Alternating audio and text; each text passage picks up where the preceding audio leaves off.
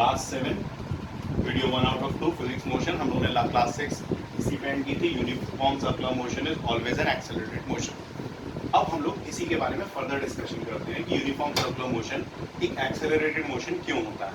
हमने ये आपको बताया था कि जब भी कोई चीज सर्कुलर मोशन कर रही होती है तो उसकी कांस्टेंट वेलोसिटी होने के बाद भी 5 मीटर पर सेकेंड का एग्जाम्पल दिया था, कांस्टेंट वेलोसिटी होने के बाद भी हर पॉइंट पर चेंज ऑफ डायरेक्शन होता है। तो due to change of direction at every point, due to change in direction at every point, हम लोगों को जो एक्सेलरेशन मतलब जो वेलोसिटी जनरेट होती है उस चेंज ऑफ वेलोसिटी से एक्सेलरेशन जनरेट होता है।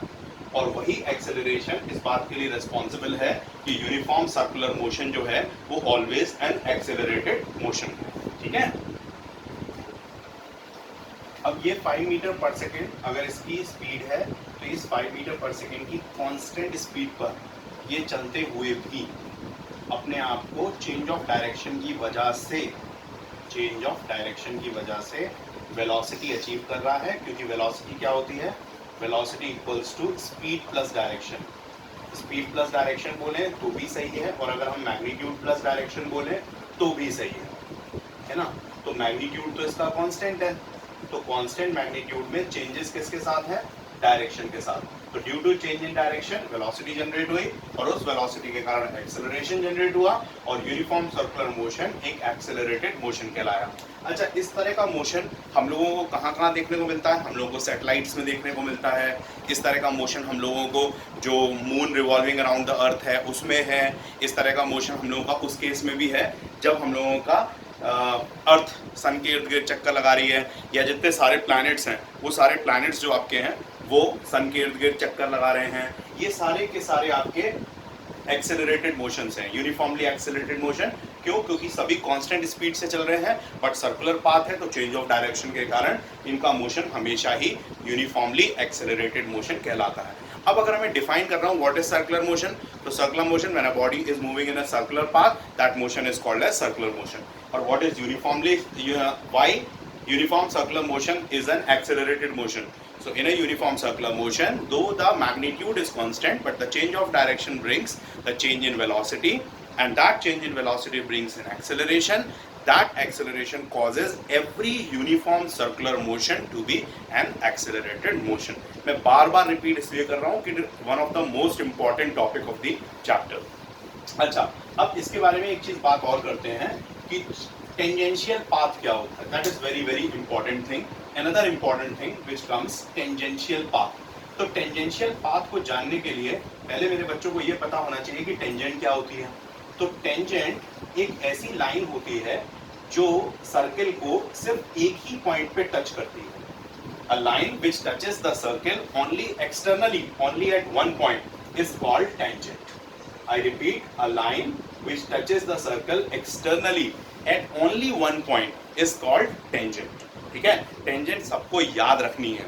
अब से टेंजेंट की खास बात क्या होती है कि अगर सेंटर से आप टेंजेंट का जो एक टचिंग पॉइंट है सर्किल पे, उस पॉइंट ऑफ कांटेक्ट पे अगर कोई लाइन डाल दें तो वो परपेंडिकुलर होती है। ये टेंजेंट की खास बात होती है। ठीक है, खैर इस खास बात से अभी अपने को कुछ नहीं करना है।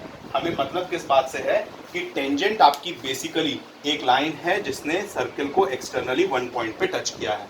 और दूसरी स्पेसिफिक बात क्या है कि every point of a circle can have a specific tangent. Every point of a circle can have a specific tangent. हर एक पॉइंट पे सर्किल के एक स्पेसिफिक टेंजेंट बनाई जा सकती है। सर्किल के सारे पॉइंट की अपनी अपनी एक स्पेसिफिक टेंजेंट हो सकती है, क्योंकि टेंजेंट सर्किल को एक्सटर्नली वन पॉइंट पे टच करती है और वन पॉइंट करके हर एक पॉइंट की अपनी एक एक्सक्लूसिव टेंजेंट हो सकती है। ठीक है, अब टेंजेंशियल पाथ क्या है? अब टेंजेंशियल पाथ इस तरह से है, देखो कि जैसे मान लो ये जो मेरा क्लीनिंग हैंकी है, इस हैंकी को मैं इस तरह से घुमा रहा हूँ। ठीक है, मैं एक सर्कुलर पाथ में इसको ऐसे ऐसे करके घुमा रहा हूँ। अगर मैं ऐसे सर्कुलर पाथ में ऐसे ऐसे घुमा रहा हूँ तो ऐसे में घूमते में मैं इसे जहाँ चाहूँ, ऐसे तुम लोग भी घुमा के देखना, मैं एक स्पेसिफिक डायरेक्शन में से छोड़ सकता हूँ। मैं जिस पॉइंट पे से छोड़ूंगा वही इस हैंकी का एक टेंजेंशियल पाथ कहलाएगा। मान लो अगर मैंने इस हैंकी को नियत बांध के इस पॉइंट से छोड़ा तो ये हैंकी ऐसे जाएगा। मान लो मैंने नियत बांध के इस पॉइंट पे छोड़ा तो ये हैंकी ऐसे जाएगा। मान लो मैंने नियत बांध के ऐसे छोड़ा तो इस तरफ जाएगा। तो हर एक सर्किल का एक पॉइंट ऐसा होता है जिसे हम तो ये सर्किल में तुम जिस पॉइंट पे छोड़ोगे तो वो ऑब्जेक्ट एक टेंजेंशियल पाथ बनाता हुआ एक स्पेसिफिक डायरेक्शन में जाएगा। अच्छा, तुम लोगों ने कभी वो चेन से बना हुआ एक वो होता है, वेट होता है, गेम होता है, मुझे एग्जैक्टली उस गेम का नाम याद नहीं आ रहा, तो जिसे ऐसे ऐसे ऐसे ऐसे करके एक गोल सा चक्का फेंकते हैं लोहे का और वो एक सर्किल में ही जाके दायरे में गिरता है। ठीक है, देखा है? तो वो स्पेसिफिक, अच्छा उसमें डायरेक्शन का भी खेल होता है, पिलर्स लगे होते हैं छोटे छोटे, आपको स्पेसिफिक पिलर पे ऐसे ऐसे ऐसे ऐसे उसको घुमाना होता है और घुमा के यूं छोड़ो और वो उसी जगह पर लगता है।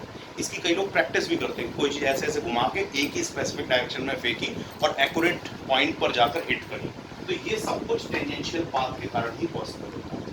ये टेंजेंशियल पाथ हम लोगों का यूनिफॉर्म सर्कुलर मोशन में सीखना इसलिए बहुत इंपॉर्टेंट है कि जब भी कोई ऑब्जेक्ट यूनिफॉर्म सर्कुलर मोशन से निकलता है तो उसका यूनिफॉर्म सर्कुलर मोशन से निकलना हमेशा टेंजेंशियल पाथ से ही पॉसिबल है। When any object comes out of the circular motion then it acquires tangential path.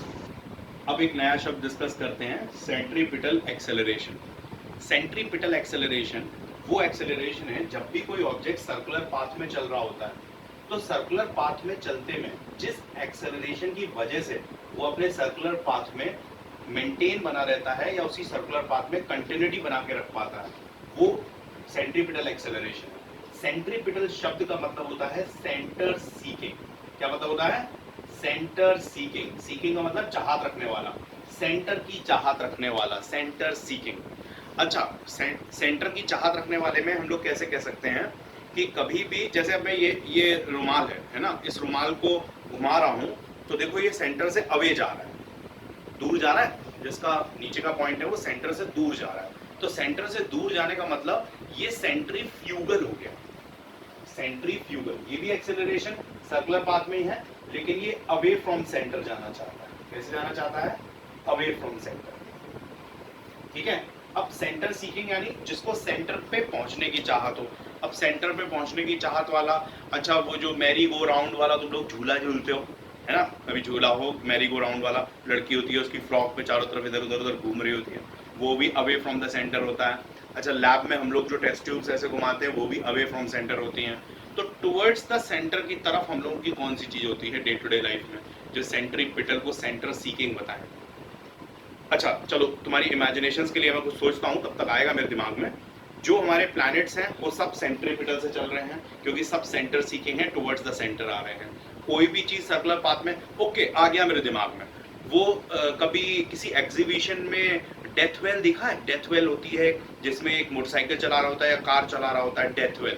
जिन बच्चों ने नहीं देखा यूट्यूब पे डाल के देखना, डेथ वेल। डेथ वेल में बाइक चलाता हुआ बंदा, वो सेंटर सीकिंग होता है, एकदम सेंटर से पिकअप होता है और जूम जूम जूम जूम करता हुआ ऐसे ऐसे ऐसे ऐसे ऐसे ऐसे ऐसे ऐसे वो आपका उस पर पूरे सर्कुलर पाथ में चढ़ता है। उसका इस तरह का सर्कुलर पाथ होता है ना, और वो सर्कुलर पाथ में ऊपर चढ़ता है और खूब देर तक बाइक कार जो भी चलानी है चलाता है और फिर जूम जूम जूम जूम करके नीचे सेंटर की तरफ उतर जाता है। वो एक सेंट्रीपिटल का हुआ, सेंटर सीकिंग का एग्जाम्पल हुआ। जितने हमारे प्लैनेट्स रोटेट कर रहे हैं, जितने हमारी सैटेलाइट्स रोटेट कर रही हैं, सारी की सारी इसी सेंट्रीपिटल एक्सेलरेशन से चलती है। सेंटर सीकिंग होता है, टुवर्ड्स द सेंटर इसका फोर्स आ रहा होता है। और centrifugal away from the centre. Centrifugal के तो मैंने 2-3 प्रैक्टिकल लाइफ के एग्जांपल दे दिए। वो मैरी गो राउंड वाला झूला भी, हम लोग का केमिस्ट्री लैब में टेस्ट ट्यूब्स का घुमाना, टेस्ट ट्यूब ऐसे ऐसे करके घुमाई जाती है, या मैंने भी जो हैंकी ऐसे ऐसे करके घुमाया, वो हैंकी का घुमाना भी सेंट्रीफ्यूगल है, अवे फ्रॉम द सेंटर जाने की कोशिश कर रहा है। ठीक है, ये दो शब्द जो हैं हम लोगों के, ये किसी भी सर्कुलर मोशन में समझने के लिए चाहिए होते हैं।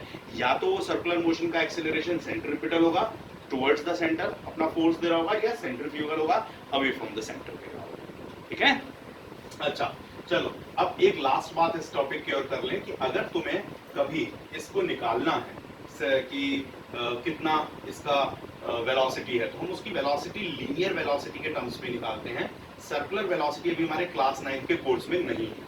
तो linear velocity linear distance upon time होगी। अब निकाल हम लोग यहाँ पे सर्कुलर फॉर्म में रहे, एंगुलर फॉर्म में रहे और बात कर रहे हैं लीनियर की। तो अगर एक सर्कल को लीनियर कर दिया जाए, जैसे ये मेरा सर्कल है, ए पॉइंट से लेके यहाँ पूरे वापस ए पॉइंट तक इसको खोलकर एक लीनियर पाथ बना दिया जाए, तो ए टू ए ये लीनियर पाथ 2 पाई आर के बराबर होगा कि नहीं होगा, क्योंकि circumference of a circle 2 pi r होता है। तो यानी इस सर्कल को अगर मैं एक स्ट्रेट लाइन में खोल दूं तो ये 2 पाई आर के बराबर आएगा। तो लीनियर डिस्टेंस निकालने के लिए या लीनियर वेलोसिटी निकालने के लिए जो लीनियर डिस्टेंस सर्कल की ली जाती है वो 2 पाई आर अपॉन टी ही ली जाती है। अब मान लो किसी ने सर्कल में कोई n राउंड्स लिए हैं तो हम यहाँ n का मल्टीप्लाई कर देंगे। अब आप कहोगे सर इसमें अंतर क्या है, भाई velocity equals to distance upon time या डिस्प्लेसमेंट अपॉन टाइम होता ही था, है बेटा भाई। ये लीनियर शब्द प्रयोग करके सर्कुलर केस में हम ये दिखाना चाहते हैं कि हमने सर्कुलर पाथ या सर्कुलर वेलोसिटी या angular velocity, circular velocity word नहीं है, एंगुलर वेलोसिटी वर्ड है, हमने कोई एंगुलर वेलोसिटी नहीं निकाली, हमने लीनियर वेलोसिटी निकाली है, लेकिन उस सर्किल का डिस्टेंस या डिस्प्लेसमेंट के रूप में निकाली है। ये सबको याद है ना कि सर्किल का मैक्सिमम डिस्प्लेसमेंट 2r से ज्यादा कभी नहीं हो सकता। तो अगर सर्किल के केस में डिस्प्लेसमेंट की बात होगी तो यहाँ सिर्फ 2r की बात होगी। मैंने डिस्टेंस वर्ड लिखा है इसीलिए 2 पाई आर इंटू एन कर दिया कि अगर 7 राउंड्स किसी ने लिए हैं तो उसकी linear velocity 2 pi r into n upon t होगी।